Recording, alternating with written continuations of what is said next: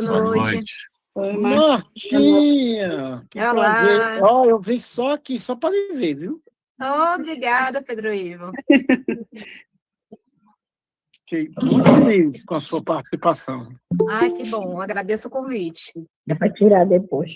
Gente, a gente vai esperar só alguns minutinhos para iniciar, tá? Só para ir aceitando o pessoal. E aí a Lele vai começar, tá bom?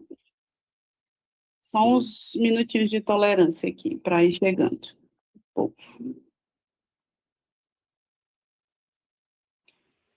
Vão chegando, vão se apresentando aí no chat, de onde é que vocês estão falando.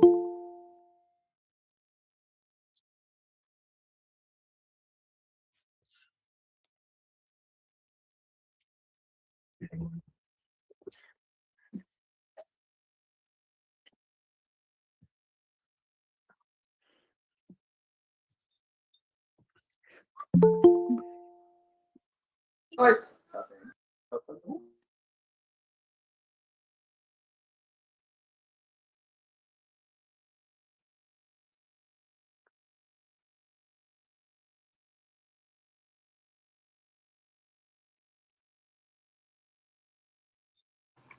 Vão chegando, já iniciamos.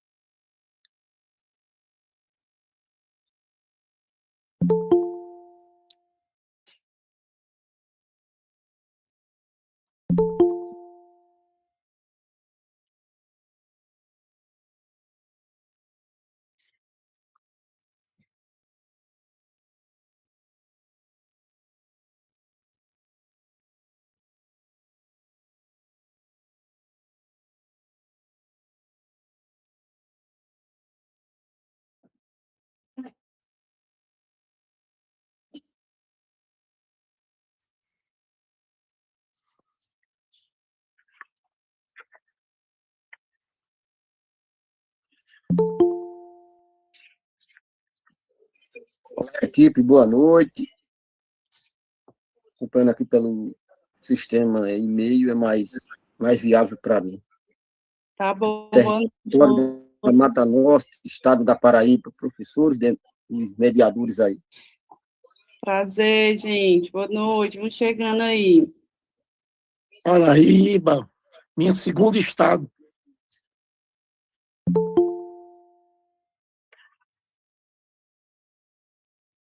Sou filho de paraibano lá de Santa Luzia. A temática de hoje é muito importante, né, gente? Sim. Clima, justiça ambiental, nos territórios. Inclusive, aqui na Paraíba, nós teremos, nesse final de semana, final de maio, o Fórum dos Territórios aqui da Paraíba, dos 15 territórios rurais. Dentro do desenvolvimento rural sustentável. Muito importante essa temática, né? A gente tem que lidar no campo, no dia a dia.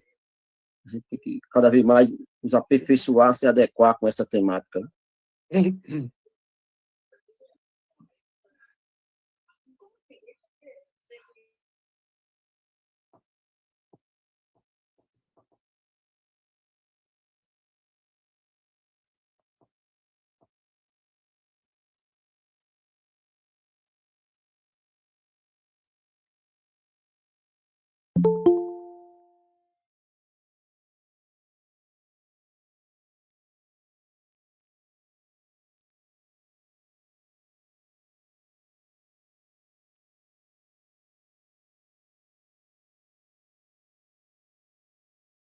Não, tô falando pessoa aqui do lado, fica tranquilo.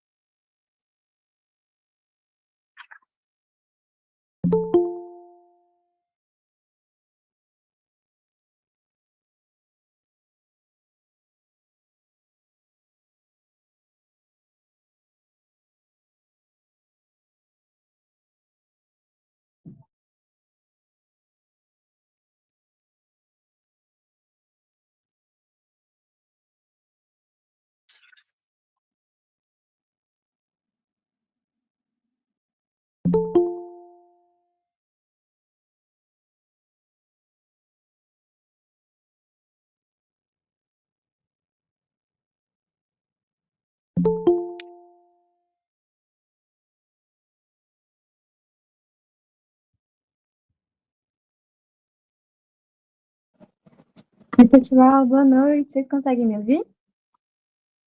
Sim, Lele, tá? Consigo. Massa. A gente está dando uns minutinhos de espera para deixar o pessoal ir entrando, né? E assim como na primeira aula a gente deixou exposto um material de inspiração, eu estou passando na tela algumas fotos de uma fotógrafa chamada Ellen Salomão. E é uma fotógrafa de Salvador, ela também é poetisa. E aí a gente vai começar em mais 2 minutinhos. Então, só para contextualizar essas imagens que estão passando, elas são de um projeto que eu já vou ler para vocês também, sobre o que se trata.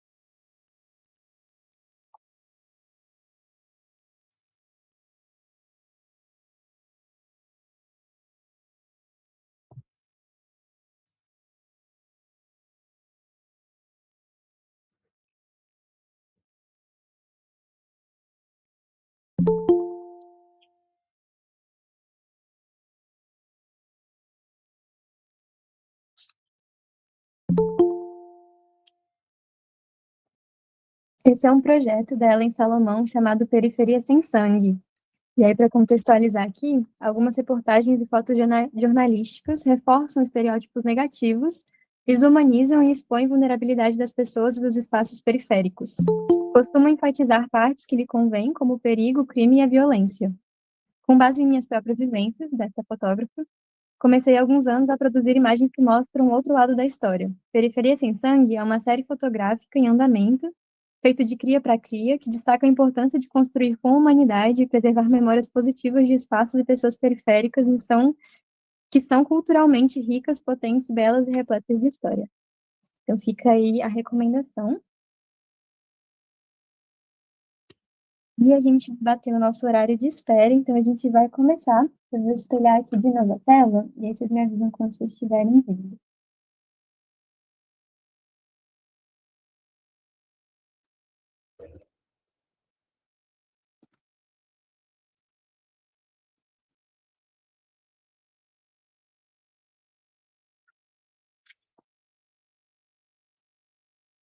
Acredito estar aparecendo.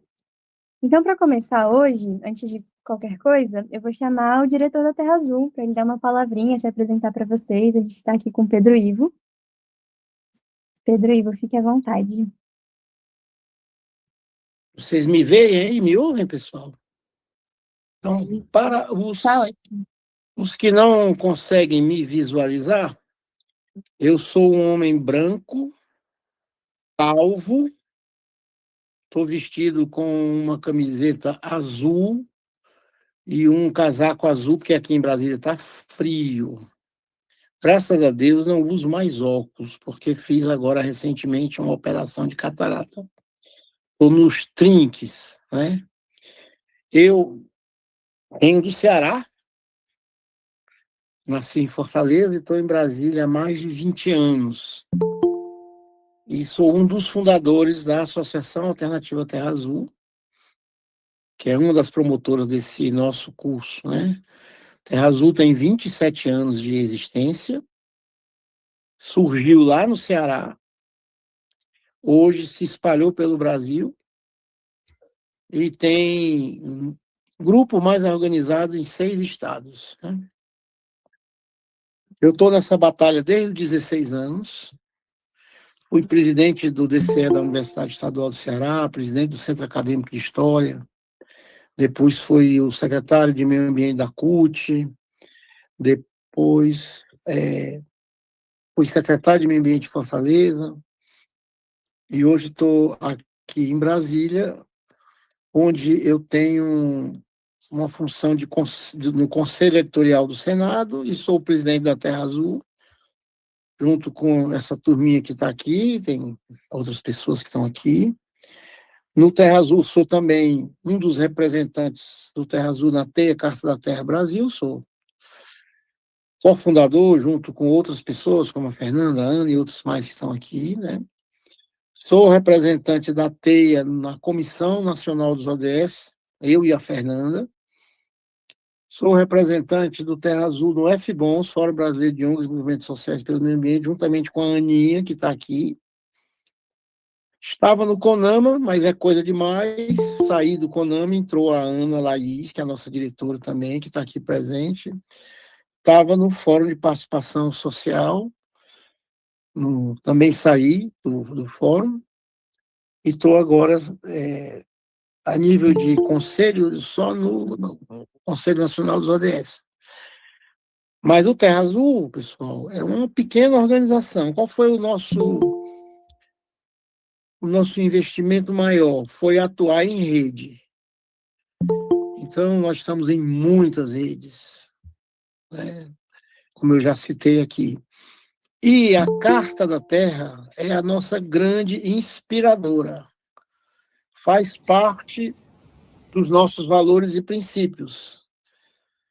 E os ODS é uma forma prática de implementar a Agenda 2030 e a Carta da Terra, porque desenvolvimento sustentável tem muitos conceitos, vocês vão ver ao longo do curso, né? É uma alegria muito grande estar aqui com vocês. Estou super contente que tenha gente do Brasil todo, muita gente que eu conheço, muitos que eu não conheço, mas é isso. Então, quem está vindo a primeira vez, seja bem-vindo ou bem-vinda. Eu não vim na outra, mas estou nessa agora. E vamos para o nosso curso, que seja bastante proveitoso, ainda mais numa conjuntura dessa tão difícil, onde o mundo e o Brasil vivem uma crise civilizatória, que parte dessa crise tem a ver com a questão ambiental, e talvez uma das soluções seja a gente implementar a Carta da Terra e os ODS, principalmente nos territórios, né? Agradeço muito a procuradora Marta, porque está aqui. Marta também vem lá do Ceará, a gente já se conhece há muito tempo. E também a vereadora aí da Bahia, né, Fernanda? Não sei se ela já está aí, pela colaboração que vai dar para a gente hoje à noite. É isso. Vamos o que é mais importante, que são os aportes, aí, as contribuições das nossas duas convidadas. Um abração para todo mundo, vou estar aqui assistindo. Não posso ficar muito tempo focado na tela, então vou apagar às vezes para ficar no escuro, por causa da minha cirurgia, mas vou estar aqui com vocês. Obrigado, Helena. Obrigada, Pedro. Eu vou dar sequência, então. Antes da gente passar para a parte mais importante da aula em si dos diálogos, eu vou só fazer uma contextualização, né, como na primeira aula, na semana retrasada.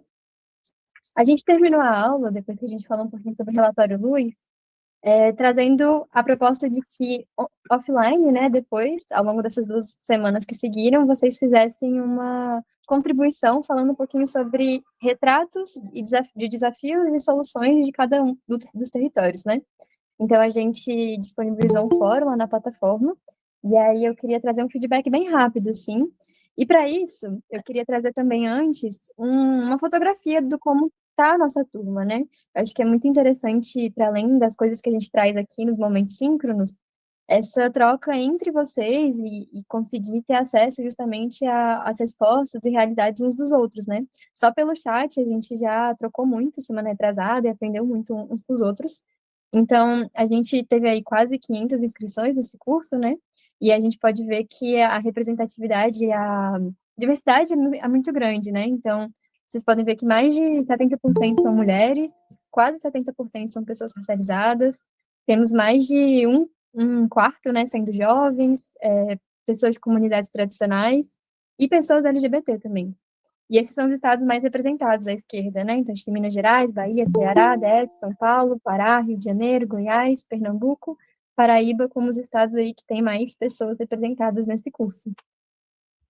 Nas respostas, eu encorajo muito que quem não entrou ainda na plataforma entre e também acesse, né, as respostas dos colegas, mas foi interessante perceber que os ODS mais retratados por vocês nas respostas foram esses 3: saúde e bem-estar, o ODS 3, cidades resilientes e sustentáveis, o ODS 11, e ação contra as mudanças climáticas, no ODS 13.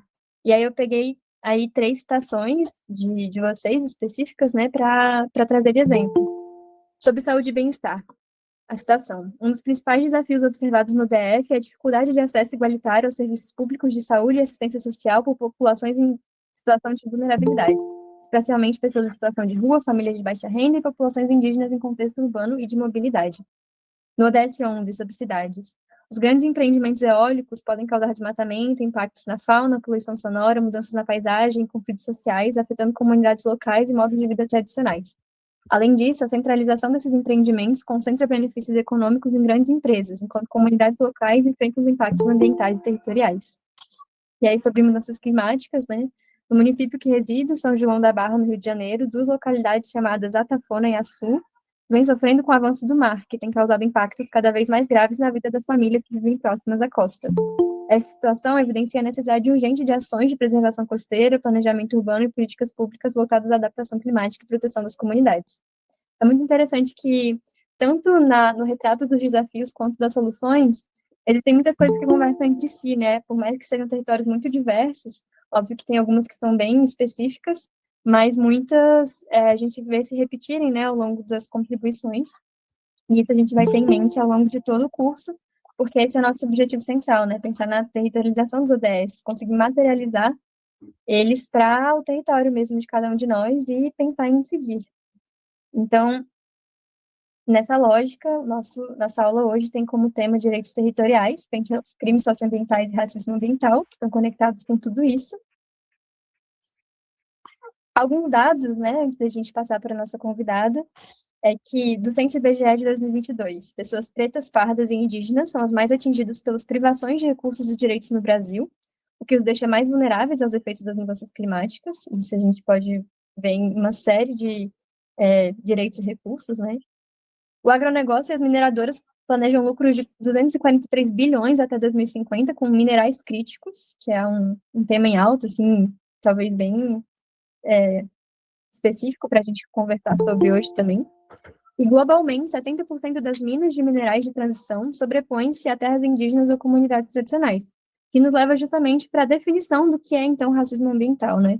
Esses 3 dados, eles apontam, já dão uma pista, mas nesse infográfico a gente tem de maneira bem clara essa noção de que o racismo ambiental é esse recorte racial entre quem se beneficia e quem sofre com a destruição da natureza.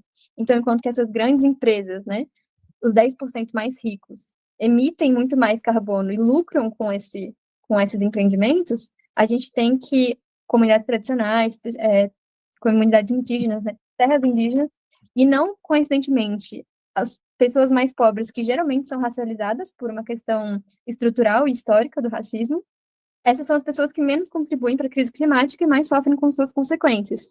Então, a gente tem aí nessa pirâmide, né, isso bem ilustrado, e alguns exemplos, né, falta de água, enchentes, queimadas, doenças, quem que elas afetam primeiro, né?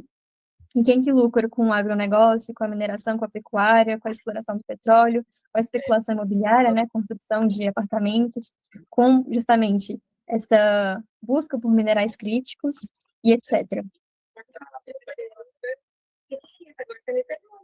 E no sentido contrário, de esperança, né, frente a tudo isso, como muito bem o Pedro Ivo apresentou no início, e a gente tem os ODS como esse guia de objetivos e metas, a gente traz hoje também, mais explicitamente, a apresentação da Carta da Terra, né, que anda junto com os ODS, eles foram, a Carta da Terra, ela, desde o princípio, tinha uma correlação com a Agenda 21, que depois deu origem à Agenda 2030, né, 2030, e ela é basicamente uma declaração de 16 princípios que estão organizados nesses 4 eixos: justiça social e econômica, integridade ecológica, democracia, não violência e paz, e respeitar e cuidar da comunidade de vida. E ela foi consolidada em 2000, então já, enfim, mais de 25 anos aí, com adesão de mais de 4.500 organizações em todo o mundo, que foi um processo de uma década de diálogo intercultural, e também traz aí uma visão de esperança, justamente, e chamado para ação, né? Para além de princípios, ela é um grande manifesto para que as pessoas se mobilizem e se engajem. Feita essa apresentação, eu vou chamar agora a Fernanda para apresentar a nossa convidada. Oi, gente, boa noite. Que felicidade estar com vocês em mais um módulo, né, da Escola Territorial. E hoje, nesse dia tão importante, que nós vamos discutir sobre o racismo ambiental. Quem não lembra, quem não participou da primeira aula, eu sou Fernanda Rodrigues, sou diretora técnica da Alternativa Terra Azul, e a gente está construindo esse processo juntos com outros parceiros, né? É uma escola que tem um financiamento, né, com apoio da Gestos e também da União Europeia, né, com apoio de diversas organizações. Deixa eu citar aqui, porque são muitas, eu não sei decorado, então vou só dar uma pescada aqui. A Carta da Terra, pessoal do FBONS, Coalizão dos Rios, a Frente de Defesa das Águas do DF, IPSA, Grupo de Trabalho Amazônico, Coletivo Jovens pelo Meio Ambiente, o Fórum de Mudanças Climáticas, Justiça Socioambiental, Terra do Futuro, pessoal da Frente de Energias Renováveis, também tem o apoio do Ministério dos Direitos Humanos e do Ministério do Meio Ambiente, né? E hoje nós temos 2 convidadas, só que nós tivemos um problema com uma, a gente acabou de saber agora. A Eliette passou mal, a secretária dela mandou mensagem, e ela, infelizmente, não vai estar presente. Ela já tinha divulgado nas redes dela, desde sexta-feira, já estava tudo certinho, mas ela acabou de me falar que ela passou mal e não vai conseguir estar. Mas a gente vai fazer esse debate tão mais importante com a Marta, bem importante, porque as duas estão na Bahia, né? Não é que a Marta é da Bahia, mas ela vai se apresentar aí. Mas a Marta, como eu chamo Martinha, a gente tem uma relação de muitos anos, né, dentro da Alternativa Terra Azul. Martinha já foi da primeira Juventude Terra Azul, né, e hoje ela é defensora pública da Bahia, e ela vai abordar sobre essa questão do caso de Santa Amaro, né, como uma referência no combate do racismo ambiental, né, falando sobre, é o primeiro caso no Brasil que está, que ela vai explicar sobre que realmente, né, teve a sentença e vai ser referência para o Brasil todo em condenação sobre racismo ambiental, né, e a Defensoria Pública, depois de muitos anos de luta, que ela também vai falar sobre isso, conseguiram essa vitória, e seja muito bem-vindo, Marta, a gente fica muito à vontade, né? Aqui a gente geralmente, os convidados e o pessoal que está na escola, o pessoal fica muito empolgado, né? Sempre faz perguntas, sempre faz a intervenção. Então, você faz sua fala mesmo, tranquilo. Depois a gente vai perceber que vai ter esse bloco de perguntas, de intervenção. É como se fosse realmente uma roda de diálogo. São pessoas de todo o Brasil, né, como a Helena falou, e a gente vai conversando, vai construindo esse momento junto com todo mundo, tá certo? É isso, e aí eu vou passar a palavra para a Marta, e aí ela vai se apresentar e melhor do que eu, porque ela que é a pessoa que vai nos abrilhantar hoje. Obrigada, viu, Martinha, pelo convite, ou pelo aceitar o convite. Eu que agradeço o convite. Meu nome é Marta Cavalcante, eu sou cearense também, conheço o Pedro Ivo e a Fernanda há muitos anos, e fiz parte do primeiro grupo da Juventude Terra Azul, há muitos anos, algumas décadas atrás, não vou dizer a quantidade de décadas. E aí, hoje em dia, eu sou defensora pública na Bahia, atuei alguns anos em Santo Amaro, que, por coincidência, quando eu fui atuar em Santo Amaro, quem me falou desse problema do chumbo foi a Gabriela, que é filha do Pedro Ivo, né? Ela estava na minha casa, passeando em Salvador, que todo mundo quer passear em Salvador, e aí ela falou, vixe, tu vai trabalhar lá é a maior contaminação de chumbo do mundo, e eu nunca tinha ouvido falar nisso. E aí fui trabalhar nessa comarca, entrei em contato com essa realidade, e a partir daí comecei a contribuir com essa questão, né? Eu sou defensora pública aqui na Bahia desde 2014 e atuei nesse caso, que eu vou explicar um pouco para vocês. Eu apresentei um vídeo, se vocês puderem passar. Esse videozinho é uma reunião lá na Defensoria Pública com duas pessoas, um representante da AVICA, que é a Associação de Vítimas por Contágio de Cádmio, Chumbo e outros metais pesados, e outra é uma representante das pescadoras e marisqueiras. E aí é importante porque é uma fala deles mesmo explicando o impacto que tem e como isso ainda afeta as gerações atuais e futuras. Aí foi a audiência pública que a Defensoria fez, lá falando da degradação ambiental, poluição e impacto nas comunidades quilombolas pesqueiras. Pronto, o Danley vai colocar aí.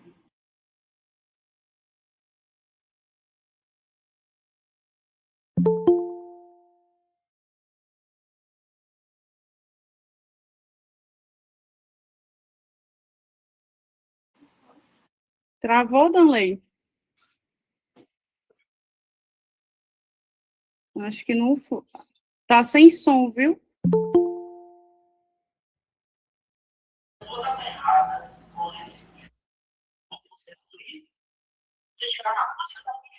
Danley, o som tá muito ruim. Tu tem que colocar direto a apresentação com o som do Meet, senão as pessoas não vão escutar.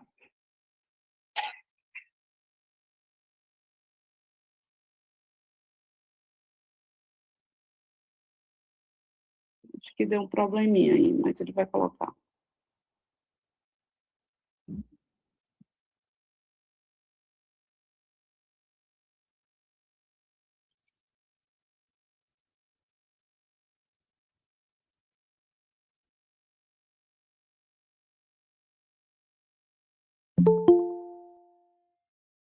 A contaminação ela tomou um rumo alastrante dentro de Santo Amaro. Esse resíduo começou a sair de dentro da fábrica para dentro da cidade. A cidade ela é toda aterrada com resíduo de chumbo. Onde você abrir, Você chegar na Praça da Purificação, que tem a maior festa, se tirar ali o calçamento cavalo de 50 centímetros, tem resíduo de chuva. A contaminação ela vinha através da roupa dos trabalhadores para as residências e vinha através do ar. Que à noite a empresa ela soltava toda a poluição, que era o pó. E aí o vento levava para dentro dessa residência. Só os trabalhadores da fábrica tinham contaminação. Mas a população em si também estava contaminada. E a empresa ela captava a água do Rio Subaé. E ela utilizava a água e ela retornava essa água contaminada para dentro do rio. Essa contaminação descia através do Rio Subaé e ia nos manguezais, aonde os pescadores e marisqueiros que ficavam, né, tirando seus sustentos, sururu, ostra, mapé, tatatá. E aí, fizemos um levantamento em Apupa e nós encontramos a quantidade de pescadores e marisqueiros contaminados por fumo. Pessoas de marisqueira que não está conseguindo mais nem conseguir abrir o marido para catar, você vê que as mãos já estavam sem poder fechar. Decidiu, a empresa veio, pagou a indenização dos trabalhadores e fechou as portas e foi embora. Como é uma coisa do passado, como super legal. É uma coisa do presente. Nós começamos a pesquisar com a UFBA e chegamos a esse ponto de que a degradação ambiental de Santo Amaro continuava. O chumbo é um fator central, apesar de que existem os outros contaminantes, mas que existem muitas pessoas vítimas do chumbo sofrendo isoladamente, tendo sua morte antecipada mesmo, por conta disso. E os órgãos responsáveis se omitem. A única medida que foi cumprida foi o isolamento da área, né? E ambiental. E que mesmo assim não evita que quando na chuva que seja levado a destilação através novamente para o rio e a poluição continua, permanece. Foi aí que organizando a audiência pública, que chama de Pelé, começando novamente. Ela tem chumbo no sangue também, porque é isso, é tudo que tem 11 miligramas. Sua neta? Minha neta nasceu com 11 miligramas de chumbo no organismo. Imagina vocês. E a contaminação veio de quê, cara? Você consegue dizer? Pela placentária da mãe, quer dizer, a avó passou para a filha e a filha passou para a filha. E a avó trabalhava diretamente? Não, moradora. Então veja como a contaminação ela é invisível. É uma contaminação invisível, a gente não vê a contaminação. E ela vai passando de geração em geração. E ela vai passando de geração em geração. Isso, da população, dos marisqueiros, das coisas, dos filhos, das esposas, nada foi feito. Então, o objetivo é esse, é trazer à tona essa discussão e continuar na persistência, porque a gente considera isso como racismo ambiental. Porque só é a população negra, a maioria, em todo lugar, nada do mundo, onde está a população negra é onde vai se jogando tudo que não serve, né? As escolhas todas. E isso precisa ser denunciado.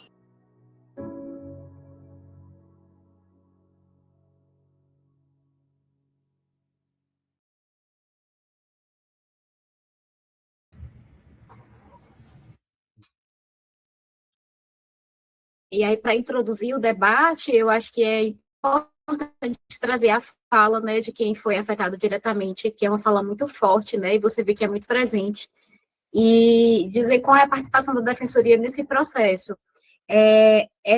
Foram algumas empresas que se instalaram nesse lugar e que foram passando de uma empresa para outra, como é bem comum nessa parte de contaminação ambiental, né, e aí elas trabalharam lá da década de 60 a 90, fazendo ligas de chumbo. Só que o que aconteceu? Além da contaminação dos trabalhadores e dos seus familiares, do entorno, o prefeito da cidade pavimentou toda a cidade com a escória de chumbo, porque não sabia o que fazer com aquilo ali, ele foi e colocou a escória de chumbo em toda a cidade. No vídeo você consegue ver a parte preta ali era uma obra qualquer da prefeitura, na cidade, e basta cavar um pouco, que você já vê o chumbo. Então, tem contaminado há décadas, né? Os rios, lençóis freáticos, solo, um impacto ambiental gigantesco numa região que é referência cultural do Brasil, né? Que é uma região com a questão do samba de roda muito forte, questões culturais,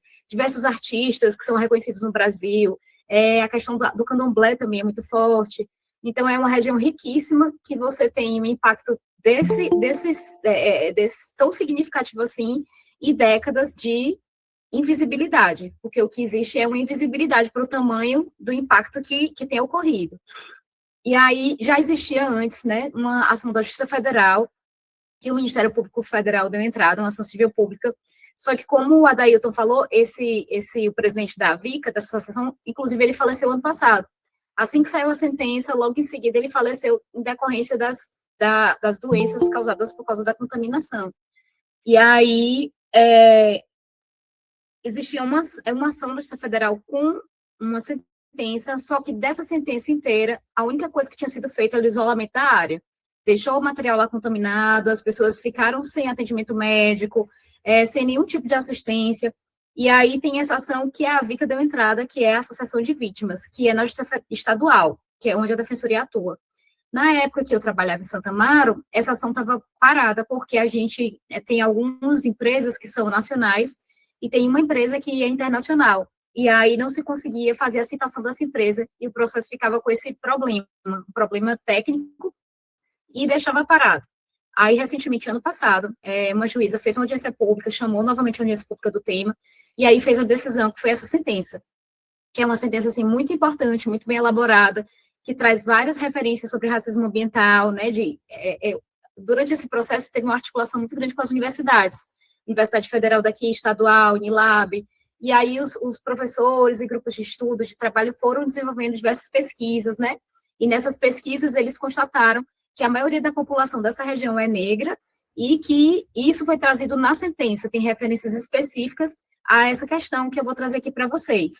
Aí, para vocês terem uma ideia, teve um depósito de 490 toneladas de escória de chumbo a céu aberto no local.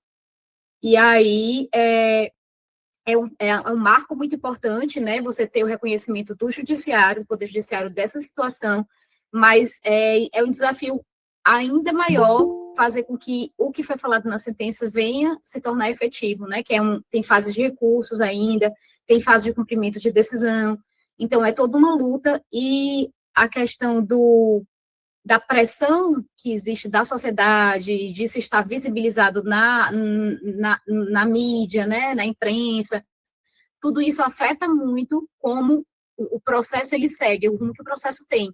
Então, é importantíssimo, e a Defensoria veio muito nesse papel, na época, de ser uma articuladora, de chamar outras instituições, como o Ministério Público Estadual, o Ministério Público do Trabalho, as próprias universidades. É uma luta de muitos anos, e em determinados momentos as pessoas se sentem muito cansadas e desanimadas.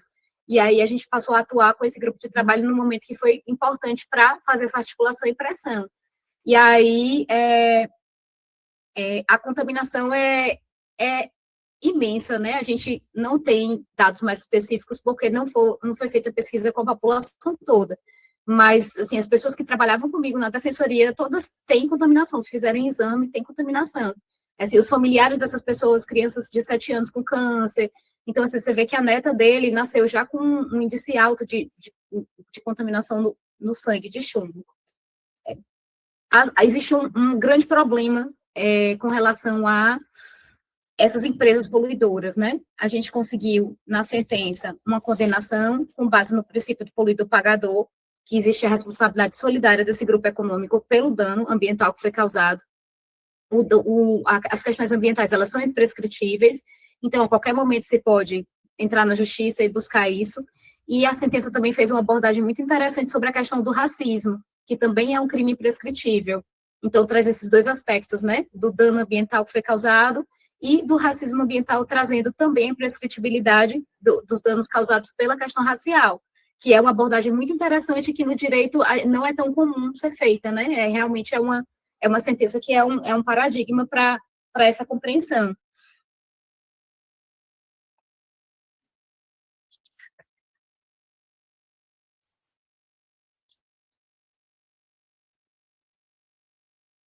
Aí a juíza fala assim na sentença: a massiva contaminação pelos dejetos industriais tóxicos deu-se em uma comunidade majoritariamente negra. É importante entender que a escolha a nível global, em todos os locais, é feito dessa forma, né? Tanto a escolha do local que vai funcionar uma atividade contaminante, como a escolha de onde vão ser jogados esses dejetos contaminantes depois. E é um processo que é global, que você encontra em todos os lugares que essas empresas trabalham. a escolha consciente de deixar uma população de significativa maioria negra sujeita a essa contaminação por cerca de 6 décadas, ainda que largamente conhecidos seus efeitos nocivos, demonstra que o presente caso versa também sobre racismo e que deve ser julgado atentando-se também para essa dimensão. Como eu falei para vocês, é um argumento muito interessante juridicamente também, porque tem a natureza de ser um crime prescritível. Essa questão do racismo ambiental, ele é entendido como a distribuição desproporcionalmente danosa à população negra, de impactos negativos causados por atividades e empreendimentos econômicos, que envolve o próprio processo de eleger o local dos empreendimentos, a forma de seu processamento e os cuidados com os impactos gerados por eles. E a decisão, ela reconhece, né, a responsabilidade da cadeia sucessória de todas as empresas que trabalharam com esse passivo. O que entende? Se você está recebendo remuneração pelo ativo que é gerado naquela atividade econômica, você também é responsável pelo passivo que é deixado. Então, as empresas, elas foram, foi desmembrado o processo, né, porque a gente não tinha conseguido encontrar essa empresa, citar essa empresa que está no exterior. Então, a juíza, para que o processo não ficasse parado, desmembrou o processo, ele seguiu com relação às empresas nacionais e vai seguir desmembrado com relação ao internacional para que a gente pudesse ter esse desfecho, né? E aí, ela reconhece isso, aí essa questão da gente ter a clareza de que decisões judiciais são extremamente importantes, é um reconhecimento do Estado de uma situação de dano, né, que é uma população há décadas, é importantíssimo, a partir daí é um marco, mas também existem diversas dificuldades em termos jurídicos de fazer uma decisão dessa de fato ser efetiva. E aí, uma dessas dificuldades é que essas empresas, né, a maioria delas, já são empresas que não têm mais recursos, tem empresa que está em nome de laranja, que não é a pessoa que, não é o grupo econômico responsável, tiveram várias sucessões empresariais, então existe uma grande dificuldade de fato, encontrar patrimônio para que o que é determinado dessa sentença, né, que é a criação de fundos, além de tratamento, de pagamento de dano moral para todas essas pessoas que foram contaminadas, que tudo isso venha a se tornar, de fato, efetivo.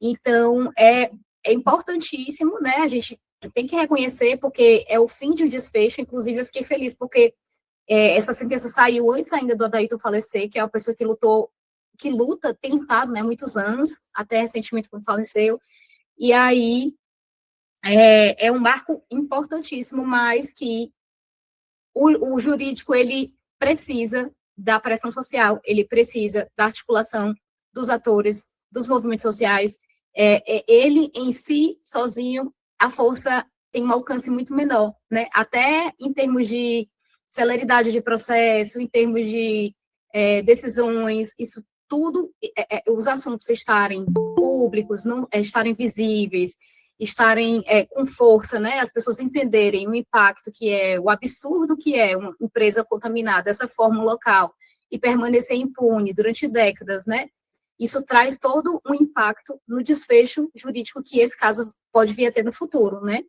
Aí a Defensoria, na época, a associação entrou com um advogado, e aí a Defensoria depois passou a atuar como custos vulneráveis, que é uma previsão que a gente teve depois no processo civil, que em casos que tem uma grande repercussão, que vai ter, mesmo que a pessoa não ajuize a ação pela Defensoria, que ela ajuize como advogado, se houver uma grande repercussão para um grande número de pessoas hipossuficientes, pessoas que têm vulnerabilidades, como é o caso que acontece aqui, a Defensoria Pública pode atuar nessa situação, nessa condição de custos vulneráveis, para ajudar no processo, para juntar prova, fazer requerimento. Então, a gente tem atuado desde então.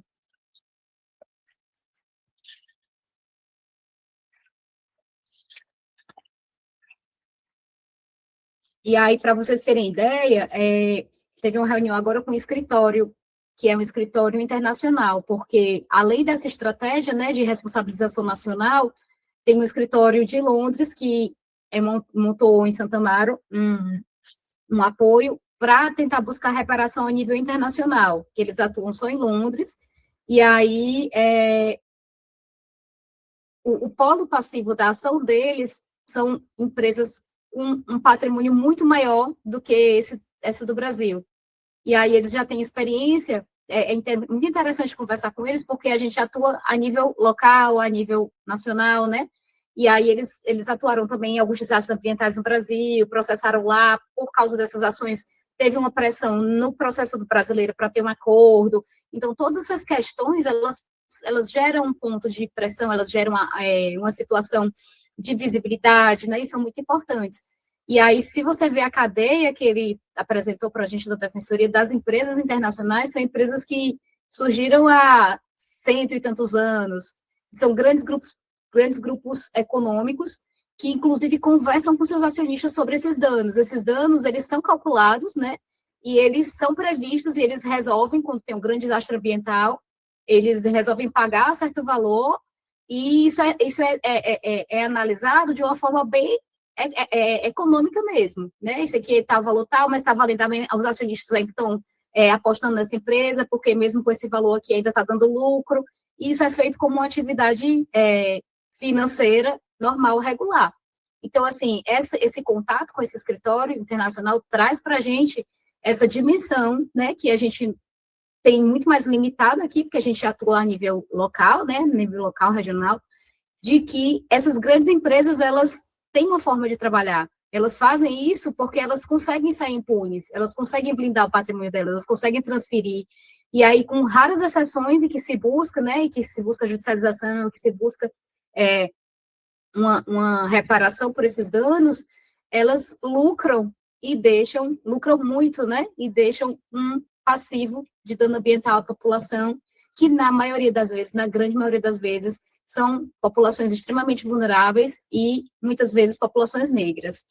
Aí, nesse estudo do pesquisador, é interessante porque ele fala justamente do processo do fim da escravidão, de como que surgiu a população de Santa Amaro, né, que isso está relacionado ao fim da escravidão, e que aquelas pessoas, elas estão ali devido a um processo histórico, e por isso existiu a escolha, né, de lugar como Santa Amaro, de lugares em que tem essa população, que, além de todas as questões que tem que se deparar, né, de deficiência de serviços públicos em geral, de pouco acesso à educação, saúde, várias questões, ainda tem que lidar com esse dano ambiental direto.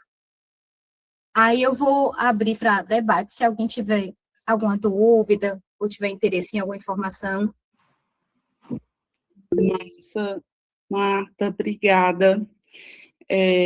A gente só quer dar alguns avisos e também a gente vai fazer um pouco dessa complementação da fala da Marta e mostrar também o caso de Paripe, né, que está acontecendo também aqui na Bahia, né, que era exatamente o que a Eliette vinha falar sobre essa questão também, né, e só lembrar todo mundo de assinar a lista de presença que está aí no chat, tá, gente? Lembre de assinar, porque a gente faz essa contabilização, né, da presença, lembrem disso.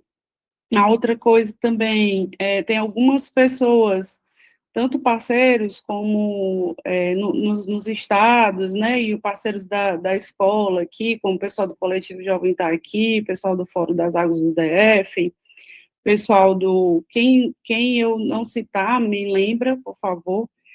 Temos um coordenador também lá de Minas, né, da Rede Afro, Thiago Santos. Tem o pessoal também, a coordenadora do Movimento Estudantil Levante Popular, também de Minas, a Ágata Souza. Então, o pessoal está chegando junto aqui na nossa escola, de vários lugares, movimentos de vários lugares também, e os parceiros locais, tá?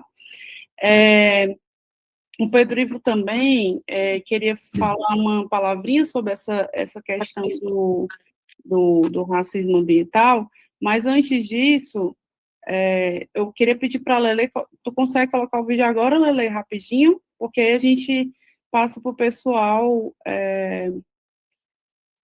fazer intervenção, dúvidas, e ela vai colocar aqui o vídeo da questão da contaminação também em Salvador de Paripe. Só um minutinho, tá, gente?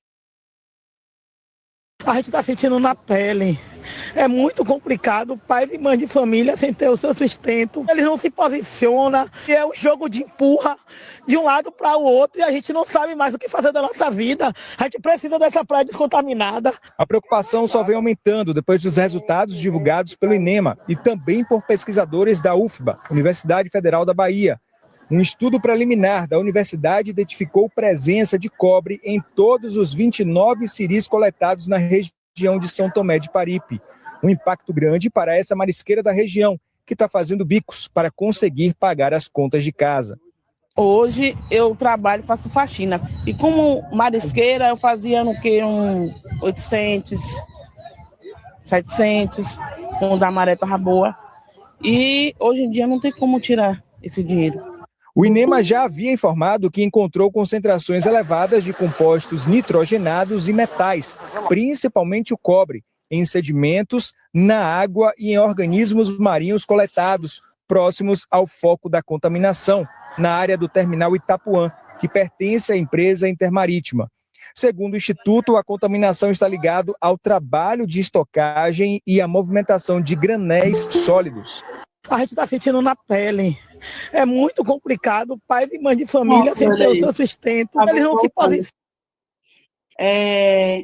E aí, antes da gente passar para as pessoas, que eu vou passar para o Pedro para ele falar um pouco também, e aí a gente escutar as pessoas, dúvidas, dizer que, Martinha, eu fui agora sábado em Santa Amaro, né, e participei de uma roda de conversa lá com mulheres, e é muito impressionante, né, como esse caso, e também existe o descaso mesmo, né, com Santa Amaro, assim, na questão social, cultural, você vê nitidamente, né, o racismo, né, não só o racismo ambiental, mas o racismo em todas as instâncias da população preta, pobre, né, então, falta de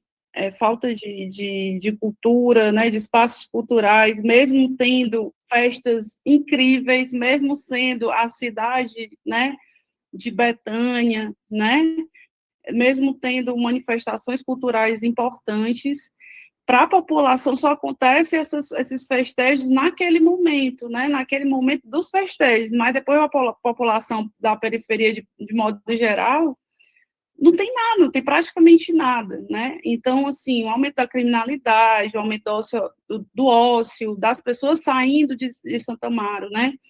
Para ter que trabalhar em outros locais, principalmente os jovens, né? Então, eu fiquei bem impactada, né, com a fala dessa população, né? Principalmente as mulheres, mães, as idosas, falando desse aspecto. E como isso no Brasil, a gente ainda vive um sistema colonizador silencioso, né? Silencioso, que eu digo, no sentido de que a gente só consegue ver quando a gente está numa aula, quando a gente passa uma reportagem, mas a população negra, pobre, ela passa isso todos os dias, né? E a população, de forma geral, a gente sente quando é exposto a esses casos de forma mais brusca, e como isso não é noticiado, né? Porque se fosse, por exemplo, um caso como o de Santa Amaro, como o de Paripe, fosse numa praia da Barra, né? Fosse numa praia da Praia de Iracema, fosse em locais que tivesse, né, visibilidade para o turismo, visibilidade para a classe média alta, isso se resolvia no estralar de dedos, né? Mas como é a periferia, infelizmente, a gente vê essa questão. E eu fiquei bem impactada como é um lugar lindo, diverso culturalmente, e, ao mesmo tempo, sofre, né, muito forte o racismo, muito forte os problemas sociais, ambientais, e como isso é triste, assim, né? A falta de valorização desse lugar. Pedro tá aí, porque o Pedro vai sair, ele pediu para eu dar uma palavrinha rapidamente para a gente passar para o pessoal. Só porque assim, a Eliette não pôde vir, eu queria dizer algumas coisas para vocês rapidamente. A fala da doutora Marta, para nós, Martinha, né? Eu errei aí, Martinha. Eu disse que você era procuradora. Você como é que chama? Não é procuradora, É defensora. defensora. A fala da Marta retrata bem o que é o racismo ambiental. Mas é importante a gente ler, tentar estudar teoricamente isso. Nem tudo que é racismo é racismo ambiental. Nem tudo que é problema ambiental é racismo. Esse conceito de racismo ambiental, ele entrou no Brasil através do professor Henri Axelrod, ou Axelrod para alguns. Então, tem muita coisa na internet. Esse conceito entrou com um estudo que o professor Henri fez, e através de 3 publicações promovidas pela FASE, baseado numa situação que aconteceu nos Estados Unidos, quando uma comunidade negra foi obrigada a ir viver numa área de periferia contaminada pela mineração urbana. Então, ele vem primeiro num estudo de um caso urbano. Hoje, ele está muito sendo divulgado, né? E hoje nós estamos em 2026 com muito mais acúmulo sobre isso, que muito mais casos sobre isso. Mas o que o professor Henrique disse para nós, para a gente entender, claro que o racismo ambiental tem conexão com o racismo e tem conexão com o meio ambiente, e para combater o racismo ambiental, nós precisamos de justiça ambiental. Essa discussão foi tão importante no Brasil que ela criou uma rede que vive até hoje, que existe até hoje, que é uma rede pela rede de justiça ambiental, que várias organizações participam. O que o professor Axelrod diz é o seguinte: a dinâmica de produção desigual do espaço tem como consequência a exposição sistemática de determinadas populações a riscos ambientais evitáveis, configurando um padrão de injustiça ambiental historicamente enraizado que pode ser conhecido como racismo ambiental. Tem a ver com o espaço, tem a ver com o deslocamento das populações, principalmente pobres, trabalhadores e trabalhadoras, pretos, mulheres, comunidades tradicionais, que perdem o seu espaço e têm que ir para espaços insalubres, ou em espaços com mais problemas ambientais. A primeira grande obra do racismo ambiental no Brasil foi a invasão dos portugueses. Certo? Os portugueses, ao chegar no Brasil, eles praticamente acabaram com a Mata Atlântica através da exploração do pau-brasil e retiraram os indígenas do litoral. Não sem luta. Os indígenas reagiram para sair do litoral, reagiram para sair das áreas de ribeirinhas, né? Por quê? Porque eram as melhores áreas. Você ali tinha o meio ambiente mais equilibrado, você tinha ali uma caça ou uma pesca mais fácil. Depois a gente vem para a escravidão, que jogam os negros para uma situação de escravidão, portanto, também vivendo nos lugares e fazendo trabalho. Tem a ver também com o tipo de trabalho, com os trabalhos mais aviltantes, porque o ser humano também é parte da natureza, né? A área da ecologia que estuda o ser humano no meio ambiente é a ecologia social, né? Depois a gente vai ver um outro grande ciclo de racismo ambiental, que é quando a família real chega ao Rio de Janeiro. A primeira coisa que a família real chega ao Rio de Janeiro é o deslocamento em massa das populações pobres, principalmente negras, para os morros, onde não havia infraestrutura, onde não havia as mínimas condições de uma habitação mais digna. Com todo respeito às comunidades que vivem nos morros, em particular no Rio de Janeiro, até hoje essa condição não está resolvida. Certo? Então, é muito importante entender que esse conceito ele chega no Brasil com atraso e que ele ainda não é bem compreendido. Um pescador que perde o seu litoral, isso aconteceu muito no Nordeste. Os pescadores viviam ali na beirinha do mar. Eles foram arrancados da beira do mar e suas colônias foram construídas mais longe de onde eles viviam ancestralmente. Isso é racismo ambiental. Um ribeirinho que é também retirado do seu habitat é também racismo ambiental. Uma população pobre que está numa área nobre, no caso do Ceará, tem muito dessa situação, que estava ali no litoral, foram retirados para as casas de bacana, a casa da burguesia, a ocuparem o espaço do litoral e jogarem o povo pobre para as favelas. Então, racismo ambiental é intrinsecamente ligado à luta de classes.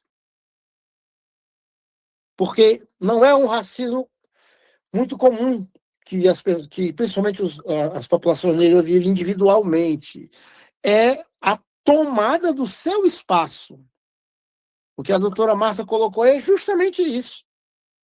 O que o vídeo mostra é justamente isso.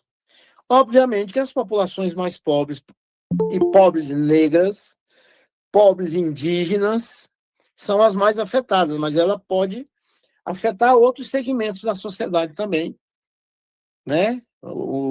Como, por exemplo, agora a luta do PDOT em Brasília, que é uma luta urbana, mas é eivada de racismo ambiental, quando, além de não proteger o cerrado, querem jogar as populações mais pobres que estão em área de cerrado para longe e querem transformar as áreas de cerrado em resort, em grandes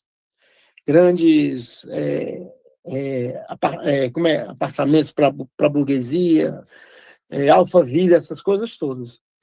Então, assim, só para dar um toque, porque eu nem me preparei, eu vinha só para dar um toquezinho para vocês. É fundamental, eu considero, a gente ler o Henri Acerudi. Fundamental, porque ele é o introdutor dessa obra, e também ler a obra do professor Zé de Paula, e sobre a Mata Atlântica, que chama Mata Atlântica, um sopro de destruição, onde ele conta como é que a Mata Atlântica foi destruída. Puxando barra para a minha turma, o racismo ambiental foi muito introduzido no Brasil por historiadores ambientalistas, como esses que eu citei, que são todos da área de história. Massa. É isso. Tá bom, Pedro, obrigada. Eu estou pedindo para deixar a bibliografia aqui no chat, a gente vamos... E aí tem algumas pessoas inscritas aqui. Acho que a primeira é o Paulo, né? Pode ir, Paulo, falar. A primeira é a companheira, que eu sou o segundo. Tá tu como primeiro, mas você que sabe aí. Não, eu dou preferência à senhora que... Zuleide, né? Zuleide, Isso. então. Vai lá, Zuleide. Olá, boa noite, tudo bem? Eu sou biomédica clínica, eu trabalho com a área da saúde, e vocês estão me ouvindo? Estamos sim, estamos sim. Legal. Sobre a fala da recuperação do solo, eu gostaria de contribuir aqui com vocês, como nós temos aqui pessoas de várias áreas do país, né? Seria importante eu passar essa informação. Eu creio que mais gente deva saber, mas é muito importante. Sobre a recuperação do solo, a moringa oleífera, ela é uma planta que ela tem sido amplamente estudada pela sua capacidade de limpar os solos contaminados, tanto por chumbo ou quanto por plástico. Essa planta ela tem um excelente potencial. É muito interessante porque as raízes da moringa ela é extremamente profunda. E até quando nós vamos fazer um estudo para plantar ou não a moringa, essa planta, a sugestão é que não plante ela próximo a rios ou lagos, porque acaba apodrecendo a raiz, porque ela é recomendado que ela seja plantada em locais extremamente secos pelas raízes profundas. Essas raízes elas são capazes de retirar a água do centro da terra. Então, assim, é uma planta maravilhosa. Ela tem sido muito estudada para a recuperação de crianças com raquitismo na África. Então, se tiver alguém que tenha interesse, eu tenho vários PDFs que eu posso mandar para vocês, aí no outro grupo lá de conversinha, né? E aí fica mais fácil, porque eu acho muito interessante nós falarmos sobre o racismo ambiental, mas trazemos também essa parte natural de recuperação do solo, né? Até aqui nós temos um colega que ele está oferecendo um sítio para nós recuperarmos uma parte que ele tem de um local onde não nasce mais nada. Então, seria interessante nós plantarmos essa moringa nesse local, porque, de acordo com os últimos estudos, a moringa ela recupera o solo que já está muito degradado, que não tem mais, está muito arenoso, né? E não produz mais nada. Quando você começa a plantar a moringa, tudo renasce, você consegue colocar no mesmo local plantas na parte de baixo, porque ela é um arbusto, e eu acho muito interessante passar isso para vocês. Obrigada, Zuleide. Agora é o Paulo, depois a Luciana. Boa noite a todos, boa noite à professora Marta. O que você falou aí, Fernanda, essa questão do racismo, ele é estrutural mesmo na nossa sociedade, sendo que, às vezes, não é só a questão das pessoas que, no meu entendimento aqui, eu vejo aqui em Garanhuns, na cidade onde eu estou aqui, tempo e espaço, na questão do planejamento territorial, às vezes a gente vê pessoas, ou seja, negras, ou pardas, ou enfim, pobres, eles são realmente colocados à margem da periferia mesmo, certo? No procedimento aí. Agora, minha pergunta para a defensora é o seguinte: qual a diferença? A defensoria, ela pode agir sem provocação ou o Ministério Público ele pode também agir sem provocação? Porque aqui eu digo isso o seguinte: eu já fiz tanta provocação no Ministério Público a respeito dessas coisas e tantos processos são arquivados. Eu tenho um mesmo aqui com relação, tem várias pessoas de um procedimento de despejo que está na Defensoria Pública aqui, na nossa cidade, e eu fui procurar saber lá, aí a menina disse, olha, veio do Ministério Público, agora, como a terra é pública, a gente não pode fazer uso campeão. Eu digo, tudo bem, mas lá agora tem 100 famílias que construíram casa nesse terreno que era público. E aí, qual vai ser a solução? Tá me entendendo? Então, são coisas que, às vezes, é o seguinte, eu acredito, eu vou dizer para todos nós, eu aprendi uma coisa, democracia, ela só funciona na pressão. Se a sociedade não se organizar e fizer pressão, seja no judiciário, seja no legislativo, seja no poder executivo, a coisa não funciona. Eu estou participando desse curso, acho muito importante esse trabalho de rede, porque basicamente eu estou aprendendo, eu estou com 63 anos, estou me sentindo jovem, porque eu estou preocupado qual é o futuro que eu vou deixar para os meus netos, para as pessoas, para o meu próximo, qual é essa questão que a gente vai deixar. Então, são questões que eu ainda vejo a própria Ministério Público Federal, Ministério Público Estadual, eles não chegam junto para decidir assim. Claro que existe, eu aprendi uma coisa, cada cabeça de juiz, cada cabeça de promotor é diferente, a gente entende. E eu sei que a questão ambiental é um problema complexo, mas quando a gente tem uma transparência do que a gente está discutindo, a gente aprende e a gente resolve as coisas. Eu só queria ver essa diferença. Por exemplo, eu estou com um problema aqui interessante. Por exemplo, a gente vai estruturar o Conselho de Direitos Humanos, mas existe uma política de igualdade racial que ela vai estar dentro desse conselho. Eu vejo diferente. Tem que ter o Conselho de Igualdade Racial. Certo? Muito obrigado, professora Marta. Aprendi muito com a senhora, viu?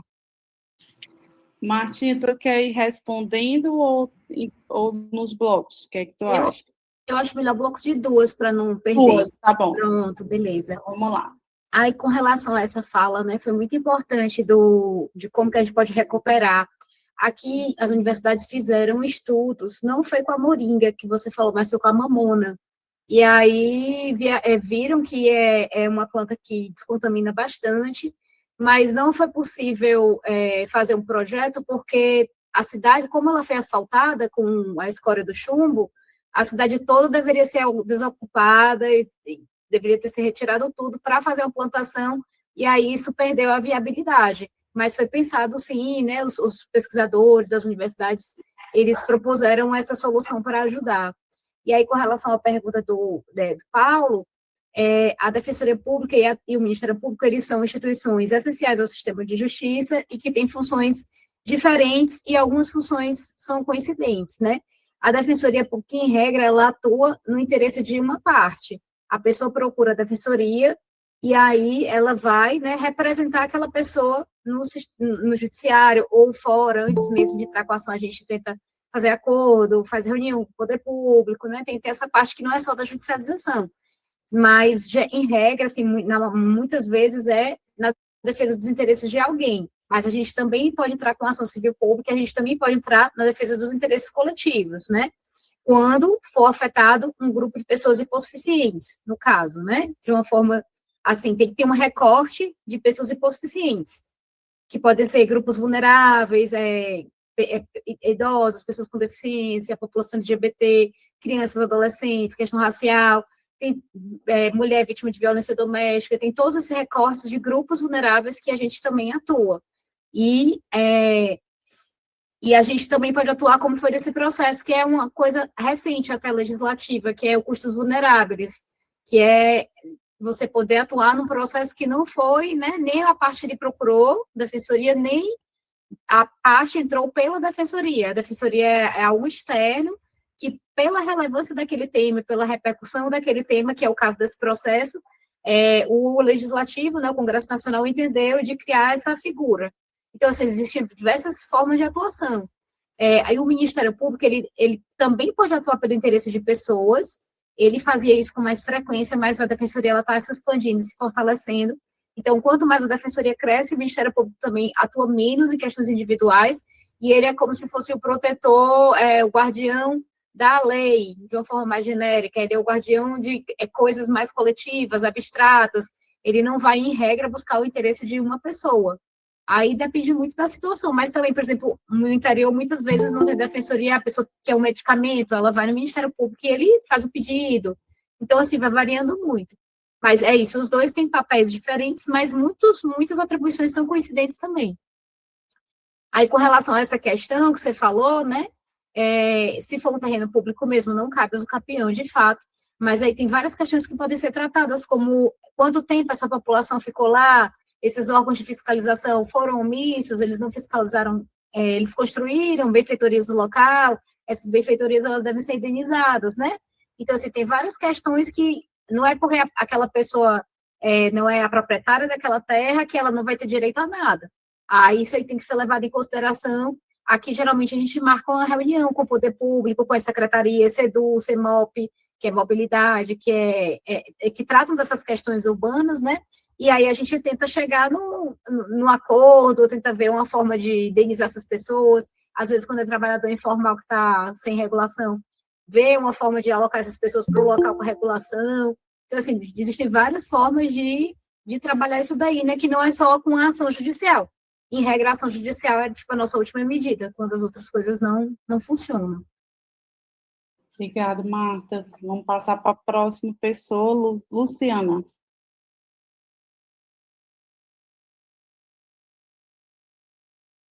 Tá desligado o seu microfone, Luciana. Pronto. Boa noite. Olá. Boa noite a todas e todos. Parabéns, doutora Marta, pela explanação. Eu sou da Foz do Rio Doce, né, aqui do Espírito Santo, onde em 2015 teve o rompimento da barragem. Participei das câmaras técnicas, representei os atingidos em todas as mobilizações estaduais, nacionais e internacionais também. E o caso, né, me traz muito a questão dos territórios, né, que foi o rompimento da barragem, que aí assolou 670 quilômetros do Rio Doce, e até hoje a gente vive com isso.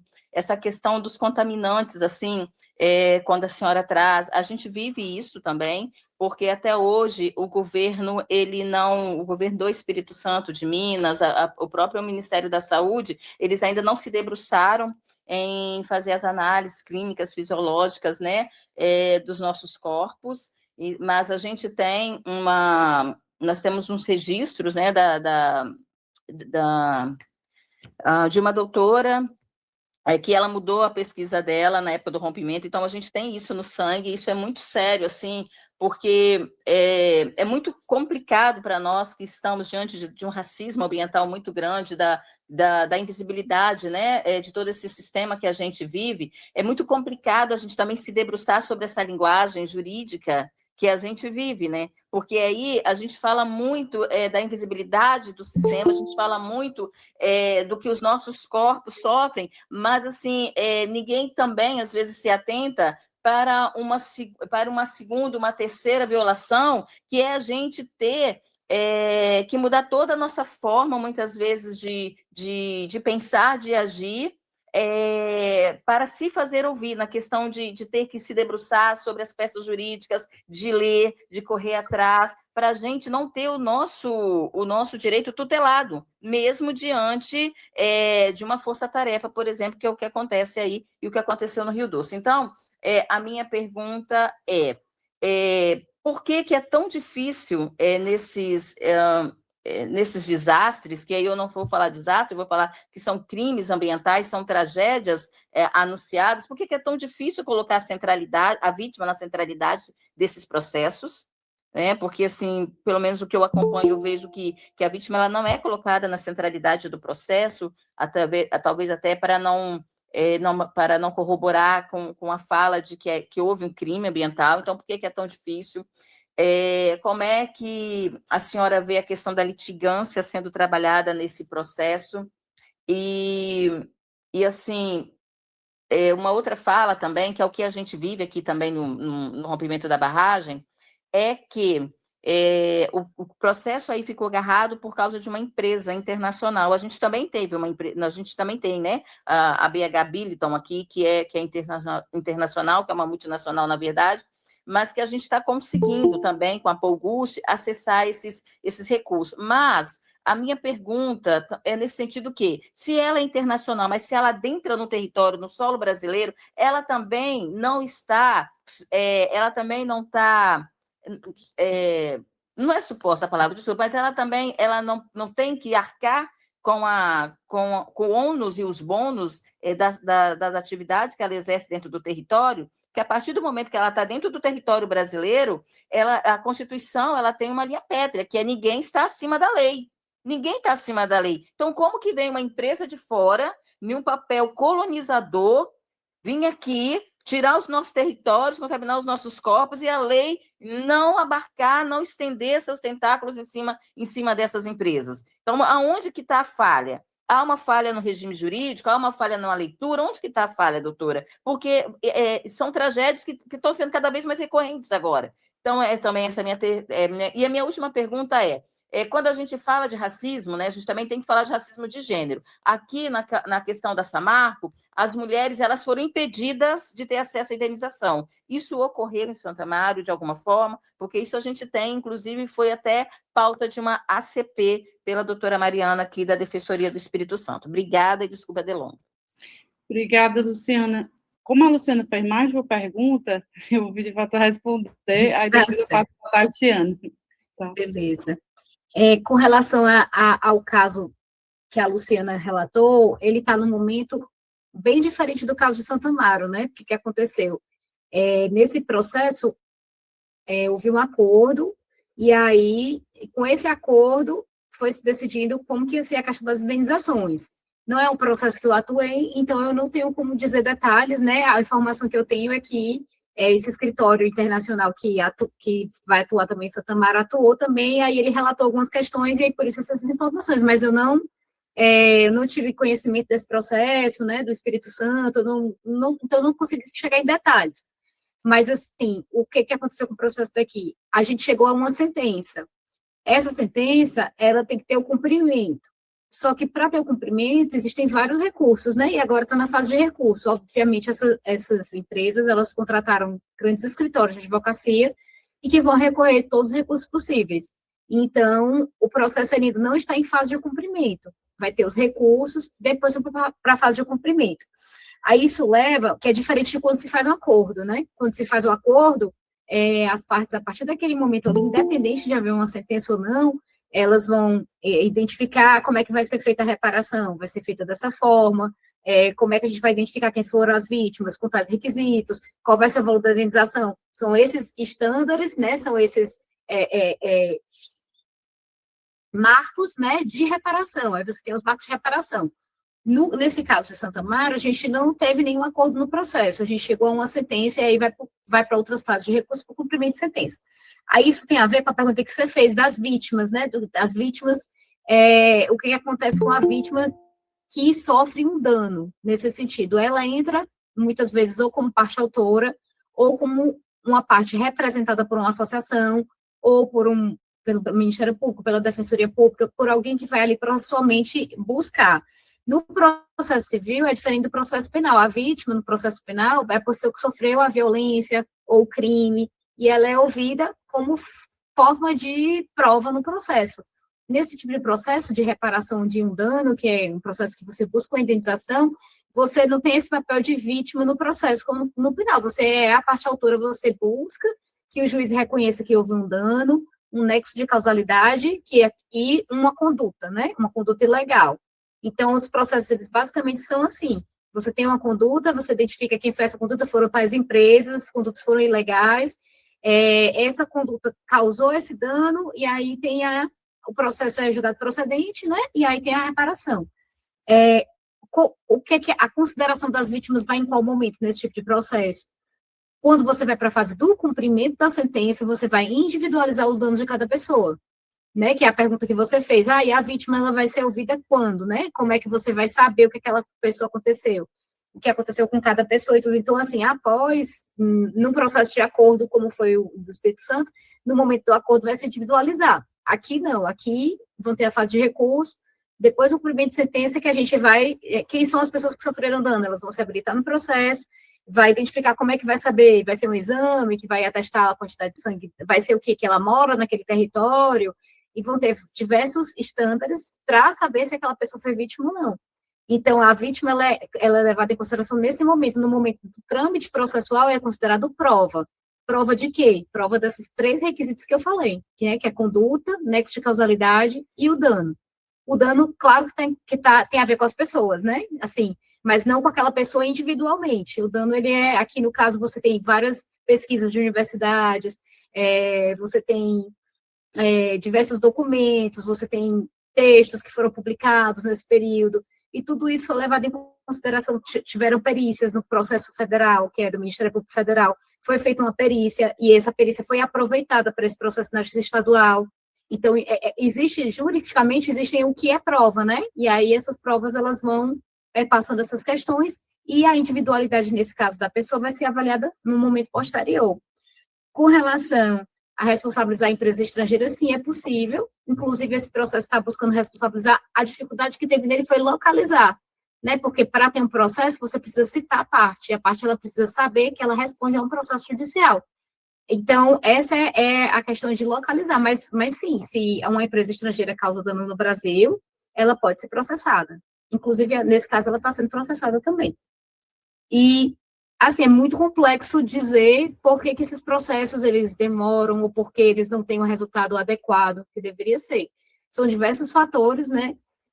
Inclusive de dificuldade, às vezes, de fazer prova, de produzir prova, de não ter visibilidade suficiente para o tamanho do problema, como é o caso de Santo Amaro. No Espírito Santo, a visibilidade foi muito maior, né? E a gente até teve um acordo por isso.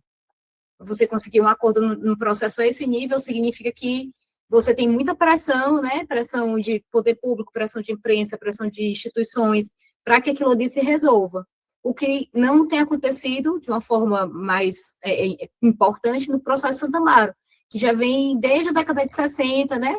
Poluindo e se prolongando. Então, assim, por que um processo tem um acordo em alguns anos que, para quem vive, lógico que é uma demora muito grande, mas em termos de processo, um acordo é antes sempre de uma sentença, então é mais rápido que uma sentença, né? Para quem vive, aquilo ali é uma eternidade. Eu entendo, mas, assim, em termos de processo, essa sentença, por exemplo, de Santo Amaro demorou, deixa eu ver aqui, dizer para vocês o ano dela. Vou olhar. O ano que a Associação de Moradores entrou com o processo foi 2011.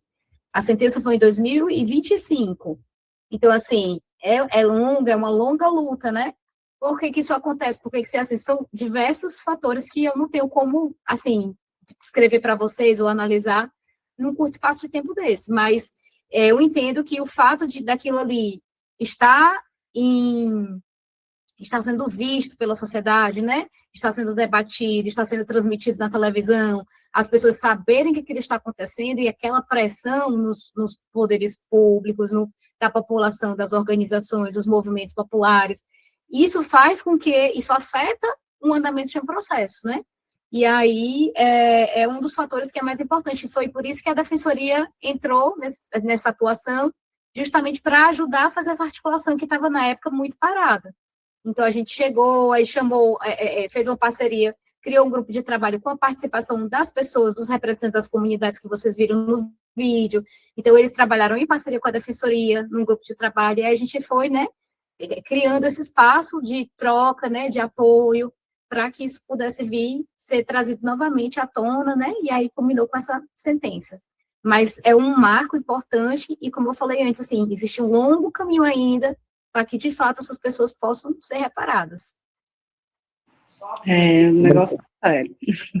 Mas entrando aqui na perspectiva da minha fala de fato, prazer a todos, meu nome é Thiago Santos, sou coordenador estadual da Rede Afro-LGBT de Minas Gerais e secretário nacional de Juventudes da BGLT.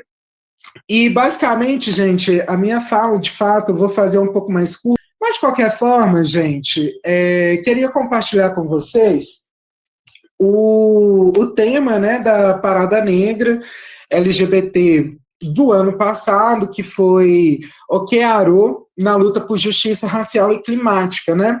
Aqui em Belo Horizonte, nós estamos construindo a Parada Negra LGBT, que já aconteceu em João Pessoa, que já aconteceu em São Paulo, e a gente vem sabendo que outros municípios do território brasileiro vêm aderindo à movimentação internacional das Black Prides, né? Mas que eu acho que é importante compartilhar aqui com vocês, nesse momento, essa experiência que nós tivemos, né? Porque no Brasil, já há muito tempo, nós vivemos o mito da democracia racial, né? Existe um consenso que o brasileiro é contra o racismo, mas a gente percebe o racismo institucional entranhado nas nossas instituições todas as vezes que nós vamos debater a pauta do racismo de uma forma interseccional. E eu acho que a centralidade de debater a perspectiva do racismo de uma forma interseccional é de fato a gente debater de uma forma assim, no cerne do problema, que é a gente dizer que o povo negro, nós somos a maioria, que nós estamos em diversos segmentos e que a gente precisa ser contemplado. E nós entendemos muito quando a gente foi debater sobre racismo ambiental aqui em Belo Horizonte, inclusive, né, de um espaço que já é setorializado, que é uma parada que pauta pessoas negras e LGBTs, e que nós tivemos coragem de debater a questão do racismo ambiental. Em todos os tempos, as pessoas, inclusive, nos questionam, né, sobre a perspectiva que se tem uma enchente, pessoas brancas e pessoas negras serão atingidas. Então, nós precisamos ter um debate muito apurado com o nosso município, para as pessoas entenderem que quando a gente debate sobre o racismo ambiental, é a gente falar desses territórios que são ocupados, sobretudo, por pessoas negras, e isso nós estamos dizendo da história brasileira, das pessoas que precisaram, aqui em Belo Horizonte, no caso, se instalar para além da Avenida do Contorno para ter moradia, né, porque as pessoas vieram construir a nova capital de Minas, mas não pensaram o lugar que os trabalhadores e as pessoas negras morariam, que é exatamente lugares que até hoje têm problema com coleta de lixo, lugares que até hoje têm problema com saneamento básico, e lugares que até hoje vivem, né, com problemas de enchente. Então, de uma certa medida, né, gostaria de colocar aqui o posicionamento da Rede Afro de uma forma incisiva contra o racismo ambiental, não só estadualmente dizendo, mas nacionalmente também. A nossa organização, nós temos uma preocupação muito séria com essa pauta, e aproveitar esse momento também, porque, assim, de uma pessoa que é periférica, que mora numa periferia da divisa entre Belo Horizonte e Contagem, que já teve a oportunidade de correr desses desastres naturais que acontecem nas periferias de Minas Gerais, sobretudo referente às enchentes, que é o nosso principal gargalo de Minas, eu acho que é o principal gargalo em boa parte do país, e também por ser uma pessoa que esteve na sociedade civil, passando por isso, e que também teve uma experiência na Prefeitura de Contagem, enquanto gestor de gerenciamento de risco e contingenciamento também, num período muito sério de chuvas na nossa cidade, né? E aí a gente vê o quanto que é necessário a gente debater o racismo ambiental, não só de uma forma isolada, não só na pasta do meio ambiente e não só na defesa civil, que normalmente essas áreas, inclusive, costumam ter pouco recurso para, de fato, resolver as coisas. As pessoas precisam entender que quando a gente fala que um preto é atingido por uma enchente, é uma pessoa que pode perder família, e se não perde família, normalmente ele perde tudo que tem em casa. Então, não basta só a gente chegar na casa dessa família e dizer que ela mora numa área de risco. É necessário também o Estado brasileiro entender que nós precisamos abraçar essas pessoas, sobretudo dentro da perspectiva da assistência social. Não tem como a gente continuar achando que o impacto ambiental não está envolvido diretamente com a questão social. Todas as pessoas, inclusive, nos últimos anos que foram atingidas por desastres naturais, porque aqui em BH, em alguns anos atrás, até a Savassi, até a Praça 7 foi inundada, inclusive, né, nas grandes últimas chuvas que nós tivemos aqui. Mas a galera da Savassi não entendeu o que é um semestre de viver uma desgraça, de perder tudo e não ter auxílio do Estado. Diferente da galera de Mariana, que até hoje perdeu familiares e não conseguiu reconstruir sua própria vida, sabe? Então, nós precisamos, de fato, nos organizar para cobrar o Estado brasileiro, sobretudo, de entender que desastre natural nós não resolvemos quando a desgraça já está feita. Isso aí é reparação. Isso aí é mitigar problema que já existe. Mas nós, sobretudo, em todos os estados brasileiros, pensar principalmente na perspectiva da prevenção. Porque hoje nós temos diversos prefeitos, governadores de estado que, assim, na minha opinião, enquanto estudante de gestão pública, um gestor que se omite da sua responsabilidade, e prevenção na política pública também é responsabilidade, nós temos diversos prefeitos e governadores que são criminosos hoje referente à pauta ambiental, que sabe que vivemos em municípios que toda vez que chove, alaga, e as pessoas ficam nessa situação e não pensam dentro da perspectiva da prevenção dos nossos municípios. Então, a gente precisa cobrar, porque aqui, inclusive em Belo Horizonte, quando nós fomos debater sobre a construção do piscinão, teve vereador da extrema-direita, que atravessou o prefeito na época, que era o Alexandre Calil, que não quis fazer as obras de contenção das enchentes, por exemplo, da Vilarinho, que mata as pessoas, inclusive, esperando o ônibus para ir ou para voltar do trabalho. O trabalhador não tem paz nem para ir no trabalho referente a isso. E esses vereadores como Nicolas Ferreira e sua trupe votaram contra. Então, essas pessoas a gente precisa começar a nomear.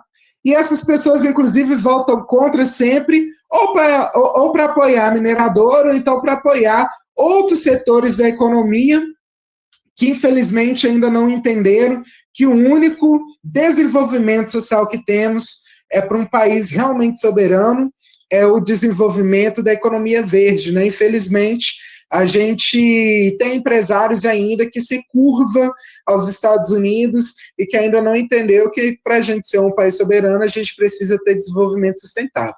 Então, agradeço a todos, deixo aqui o convite, inclusive, para quem quiser participar e nos visitar aqui em Belo Horizonte. A próxima Parada Negra será no dia 8 de julho, na concentração no Viaduto Santa Teresa, às 14 horas. Um abraço a todos os estados e aos militantes aqui presentes.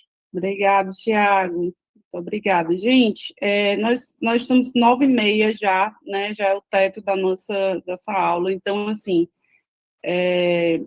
tem algumas perguntas em relação ao caso, Marta, que eu queria fazer antes mesmo da Marleide e do Guilherme. E aí pedir para, quando a Marleide for falar, e o Guilherme, por favor, serem breves, porque na próxima aula, inclusive, a gente vai determinar tempo de fala, porque realmente a gente está ultrapassando, né, o nosso tempo, e aí a gente também tem que determinar que outras pessoas, dar mais oportunidade também para o pessoal estar falando também no YouTube, que não consegue estar aqui, tá certo?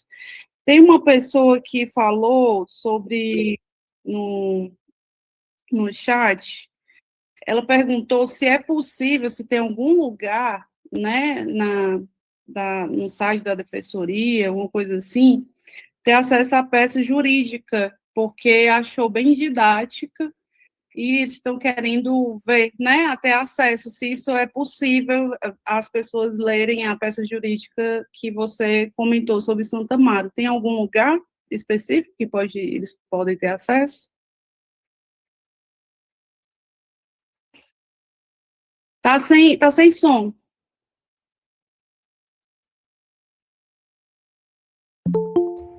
Desculpa, pessoal, o processo é público, mas para ter acesso ao processo tem que entrar no link, logar, é meio complicado.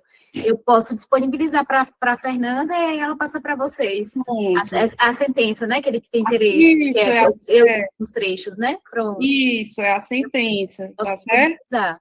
A outra pergunta, já eu passo para a Marleide, que eu estou dando oportunidade para o pessoal aqui do YouTube, tá? E também do chat aqui, que não levantou a mão. Quando a própria Defensoria Local ainda não consegue alcançar casos ligados ao racismo ambiental e exclusão territorial no interior, quais são os caminhos que a população pode buscar para garantir seus direitos?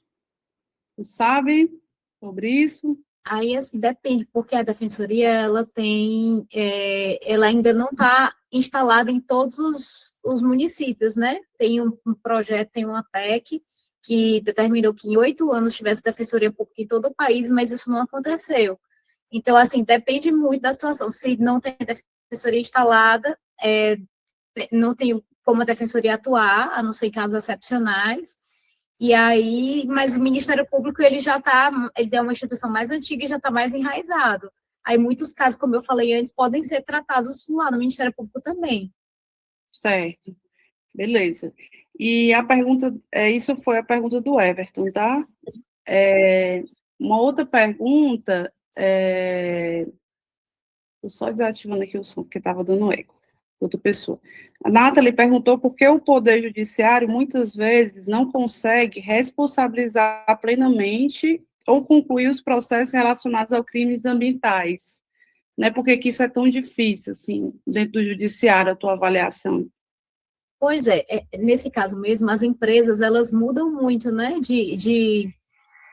elas vão mudando de dono, de nome de empresa, então tem todo um sistema empresarial e financeiro mesmo, que às vezes as empresas são a grande nível, né, que fica até fora do país, são grupos econômicos que têm muito poder, e aí isso fica muito difícil de ser rastreado, é uma grande dificuldade.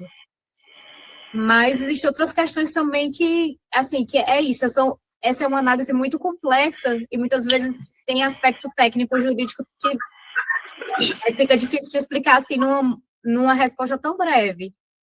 Mas são vários fatores, né, que dificultam os processos ambientais, inclusive a questão do dano, a dimensão do dano para cada pessoa, como é que isso vai ser feito.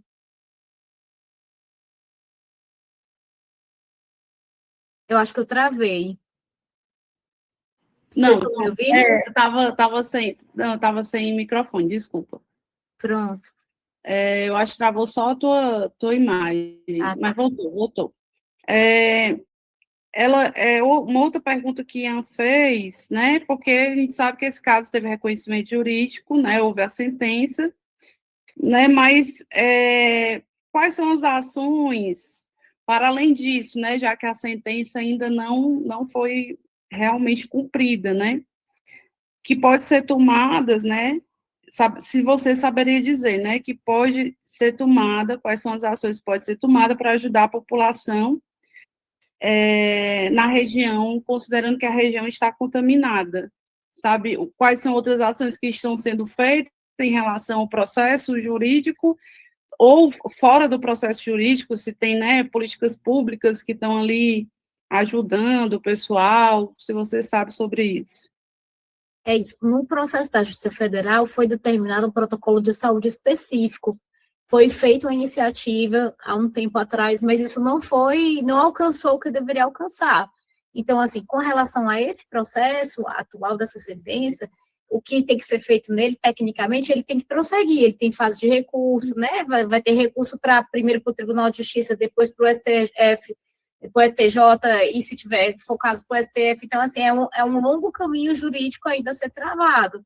E com relação ao que pode ser feito, já existe uma outra sentença de um outro processo que pode, né, que já está mais adiantado e que pode avançar nessa parte de saúde, de protocolo de saúde, porque ele prevê isso. E com relação à organização das pessoas mesmo, né, das associações, comunidades, pescadores marisqueiras, estarem organizadas, né, fazer pressão com o Poder Legislativo e Executivo, que é importante, ver quem é vereador parceiro, parlamentar parceiro, e com os meios de comunicação também para trazer a visibilidade que esse caso precisa. Tranquilo, obrigada, Marta. Então, vou passar para os dois últimos inscritos, e aí eu peço para os dois serem breves, já que a gente está 9h40 já. Então, vamos lá, Marleide, depois o Guilherme Jagano. Marleide primeiro. Ela disse que está mudo. Então, vou passar para o Jagano, e aí depois eu volto para ela, para ver se está ok. Boa noite a todos. Eu acho que a Marleide ia fazer exatamente a mesma pergunta que nós estamos vendo aí uma invasão absurda no Brasil de mineradoras cada vez mais, principalmente agora em função das terras raras, dos materiais críticos, né? E metais críticos.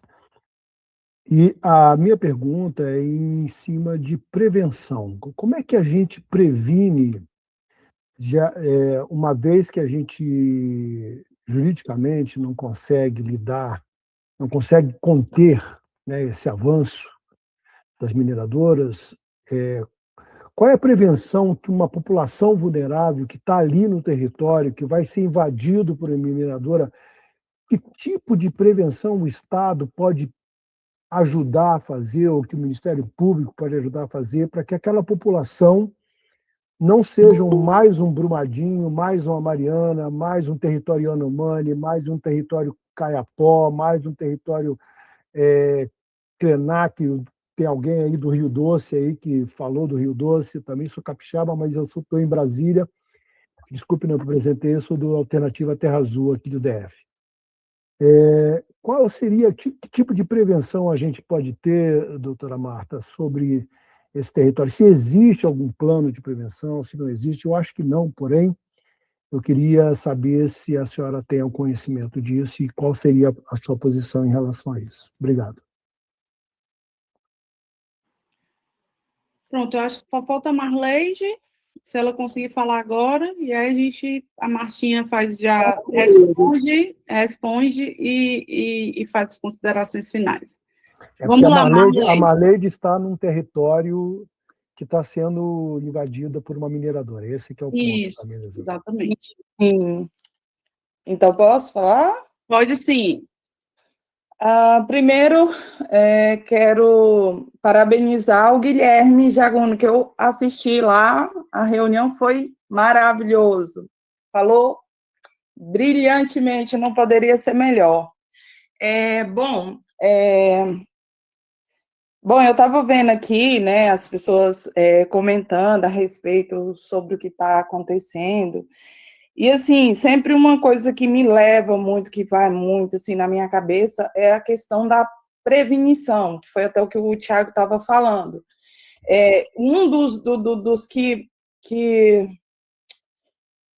Uma das coisas que a gente deveria mais tentar era uma forma de criar não só uma política, igual o rapaz falou aí, esqueci o nome dele, a gente tem que partir para cima mesmo. Não adianta só a gente, né, como é que eu vou te dizer, só, às vezes, assim, debater sobre o assunto. Ai, meu Deus, na hora tem um filho de Jesus aqui me ligando. Não adianta só, porque, tipo assim, não sei se vocês já repararam, uma das empresas que mais acabam com o nosso território, uma das empresas que mais faz merda no Brasil são empresas, como é que fala, empresas que não são do Brasil, que eu esqueci o nome agora eu fico um pouco nervosa que eu tenho alguém... Isso. Empresas de outro país, eles chegam aqui no Brasil, entra, faz o estrago que eles querem fazer, sai deixando tudo, né? Na Bahia, aí vocês podem olhar, não tem uma empresa brasileira que fez isso aí, nas praias. Aqui no Goiás também, essa questão da mineradora dentro do território aqui, é uma empresa canadense, né? E eu estava também olhando hoje uma reportagem da qual tipo assim, essa empresa canadense que está atuando dentro do território nosso aqui, da mineradora, ela é uma empresa que está sendo contratada pelos Estados Unidos. E, tipo assim, a gente não ganha nada com isso, a gente perde muito, a gente sai como é que eu vou te dizer? A gente é como se fosse um nada para eles. E eu estava olhando uma reportagem aqui, né, que o presidente Donald Trump barrou um projeto que incluía a defesa dos direitos de afrodescendentes na agenda da Assembleia Geral de Organização dos Estados Americanos, né, em maio de 2026, né, que foi uma medida vista como uma imposição, né, uma agenda racionária da região, afetando diretamente países como Brasil e Colômbia. Resumindo, ele já deixou bem claro aí que ele não está a favor dessas questões de direito, principalmente de pessoas negras, né? Então, tipo assim, é um homem que não tem, se você for olhar um presidente que tem um histórico de desrespeito tanto com as mulheres, né? Tipo assim, a gente não ganha nada com isso. E se a gente achasse uma forma de criar, não só criar uma lei, mas que dentro dos territórios não entrasse nenhum tipo de mineradora, nem que o político, nem o prefeito, nem o presidente, nem ninguém pudesse atuar dentro do território, a menos que as pessoas ali daquele local permitissem, porque tem uma lei para isso, mas ela praticamente ela não funciona. Porque você pode ver que a gente vai, fala, vira e mexe nessa tecla, tem essa lei 169 da OIT que é para impedir, mas não funciona. Tinha que ser uma medida mais agressiva, mais forte, porque eles não atuam só na conversa. A gente vai lá e fala, tem pessoas aqui da comunidade, né, que sobrevivem, né, da pesca, da caça, disso aqui, essa lei nos defende nisso, mas não funciona. Igual, por exemplo, essa da mineradora aqui dentro do território aqui, o prefeito sabe que há várias comunidades tradicionais que precisam, né, do cerrado, do rio para pescar, da caça, da pesca, das medicinas ancestrais, que é do cerrado que vem isso. Mas e aí? Tipo, foi aprovado, né? O deputado aí ele só chegou, assinou. Só para você ter uma noção, se ele não respeitou, né? Ele não respeitou que ele assinou um contrato, né? Desrespeitando o governo federal, ele tinha que ter uma autorização, tinha que ter. Ele não respeita. Você acha que ele vai entrar dentro do território? Eles vão entrar dentro do nosso território e vai simplesmente falar assim: gente, eu estou querendo trabalhar aqui com vocês aqui, vocês podem, né? Não vai, vocês não estão respeitando os caras lá dentro, eles não vão respeitar a gente, entendeu? E aí, tipo assim, nós fica nesse debate, a gente fala sobre isso, mas a gente tem que arrumar uma medida mais agressiva para isso, não em questão de cair na porrada, resolver essa questão, mas uma forma, tipo assim, mais, como é que fala, mais estratégica para a gente poder combater. Tipo assim, eu estou indignado porque a gente participa disso, a gente vai nas conferências, participa de propostas, né? A gente sabe dos nossos direitos, eles também sabem dos nossos direitos, mas zomba com a nossa cara. A gente participa dessas reuniões, sai de nossas casas, né? Deixa a família, a gente vai lá, tem uns que têm vergonha, tem outros que não sabem andar na cidade, mas vai lá para defender isso. Senta lá, eles nos dão um apoio total, não vai ser assim, assado. Depois de tudo, simplesmente foi aprovado, sabendo eles que a gente não quer uma mineradora dentro dos territórios. Resumindo, todo mundo sabe que ano passado a gente teve uma perca significativa do nosso território nas queimas, no desmatamento, enfim. Aí vem as mineradoras e participa. Então, tipo assim, a gente tem que dar autonomia sobre o nosso território, entendeu? Não tem essa questão, não, mas o deputado fulano... Não. A gente que tem que ter isso, entendeu? E se a gente pudesse arrumar uma forma que a gente pudesse garantir isso, seria perfeito, seria maravilhoso, porque, infelizmente, não está funcionando essa lei que eles mesmos criam, eles criam que nem eles mesmos respeitam. Eles não respeitam a lei que eles mesmos criam e a gente muito menos, entendeu? E para mim é indignante, porque com a grande quantidade de comunidades tradicionais dentro do território que sobrevive de tudo isso aí, e eles não ter visto, e a questão sempre a gente vai garantir o melhor, que vocês não sejam prejudicados. Pelo amor de Deus, já está sendo, né? Já está sendo. Marleide, vamos concluir, tá? Porque já está passando muito tempo. Não, já foi aqui minha fala. Tá bom, obrigada. A gente sabe toda a luta dos Calunga lá em Teresina de Goiás, viu, Marta? Eles são lá do povo quilombola que estão sofrendo, né? Principalmente com essa questão, como o Jagano falou e ela, da questão das terras raras, né? Agora com a mineração e, enfim, todo o processo que a gente está vivenciando no Brasil agora. E só para te contextualizar, né, sobre essa população que está vivenciando isso. E aí passar para você, né, fazer a fala final também, agradecer, né, por essa noite. A gente passou, assim, muito tempo, é um tema muito complexo, leva a gente a se indignar mesmo, né, a gente acolhe essas indignações, porque realmente é muito difícil o que a gente está vivenciando em todo o Brasil, e é só com a luta social e também a gente voltando melhor é que a gente vai conseguir realmente ultrapassar essas derrotas que a gente tem, principalmente dentro do legislativo, né? E passar aí para a Martinha, e aí a Helena também vai fazer o fechamento. Com relação a essa questão, né, eu acho que é uma resposta que é mais geral, que infelizmente é uma coisa que a gente sabe que é uma escolha política do executivo legislativo, né, e que autoriza já a Serra Verde, ela já era administrada por uma empresa americana, né, e agora ela voltou, tá, a mídia, como eu tinha falado antes, a importância, né, da gente ter a imprensa voltada para isso, as pessoas comentando, jornalistas, porque traz isso para o debate social e é importante, mas é uma situação que já vinha acontecendo, né, e aí a gente avaliar quem a gente está elegendo, né, controlar isso, infelizmente é uma decisão política, a gente, enquanto cidadão, a gente você perguntou, tem algum meio e tudo, tem uma coisa que chama ação popular, que ela serve ela é feita, que qualquer cidadão pode, qualquer eleitor, no caso, não é só cidadão, né, tem que estar em pleno gozo dos direitos políticos, anular atos lesivos ao patrimônio, moralidade administrativa, ao meio ambiente e ao patrimônio histórico e cultural. Então, assim, a Constituição, ela prevê, né, esse instrumento para que qualquer cidadão eleitor, no caso, possa entrar com essa ação para questionar, mas a gente sabe que o que pesa, né, é o contexto político, o que pesa são os empresários que estão por trás disso, o que pesa são o lobby que acontece com o legislativo, com o executivo.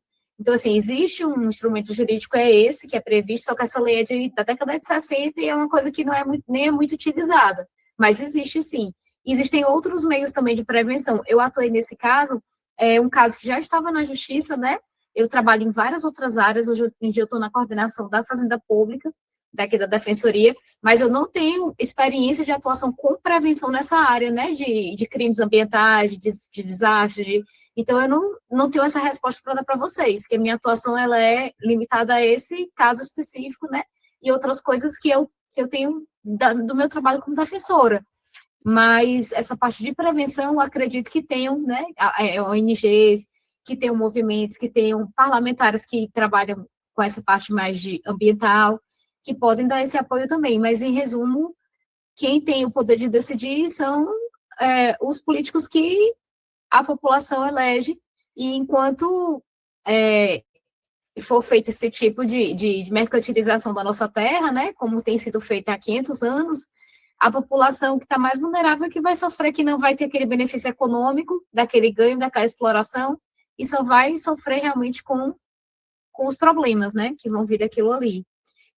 Eu não conheço essa região de vocês, tenho muita vontade de ir. Eu fui aí na Chapada só na região do Alto Paraíso, fiquei pouco tempo, mas é uma região muito linda, assim, e é uma pena que a gente esteja vivendo isso, né, nesse momento. É como essa questão, você se sente impotente porque você vê os mesmos erros se repetirem, e como você vai trabalhar antes, né, que um acidente, entre aspas, um crime ambiental venha a ocorrer, né? É muito complicado. Ela colocou, a gente respeita as leis, mas o político não. Precisamos eleger políticos compromissados com nossas pautas, eleger mulheres, produtores da vida em todas as instâncias. E eu agradeço muito o convite, né, do Terra Azul, da Fernanda.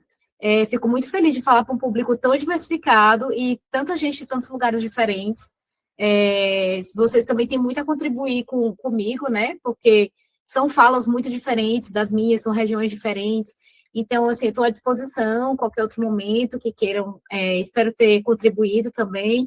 A minha visão é um ponto de vista muito específico de um lugar que é jurídico e que, às vezes, não comunica de uma forma tão fácil, né? Mas eu tentei falar de uma forma que pudesse ser acessível para vocês.